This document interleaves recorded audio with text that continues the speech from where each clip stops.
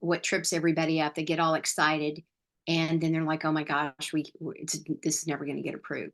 Here's the thing: the cost of turnover for an entry level employee, bare minimum, now is roughly $18,000. One person, entry level, $18,000.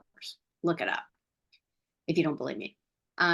So the first thing is it's an easy mathematical number to say, if you were to save just one person, if you were to retain just one person, if you were able to extend the life from 2 years to 3 years, would that not be worth it for one person? Is that not a risk you're willing to take? That's a pretty low risk, because you're already having turnover. You're already having the lack of engagement. You're already having the profitability leaks. So easiest thing to do is we put together some turnover stats. That's the most common thing that I look at, because most people get, hey, if I could reduce my turnover, this would be worth it. Just that one data point, because payroll is the most expensive. It's the biggest expense in most companies, not all, but in most companies.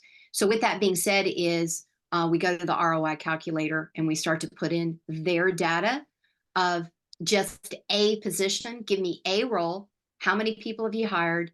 What's the cost? What are you spending when you go to do the interviewing and the ads and the turnover and the drug test and the background test? How many people have you lost in the last year? Those numbers are astounding every single time. And then I say, and you're not able to take a risk to be certified, that's a pretty easy return on investment. That's a pretty low risk. Every decision we make is about risk. This is a very low risk of getting your money back.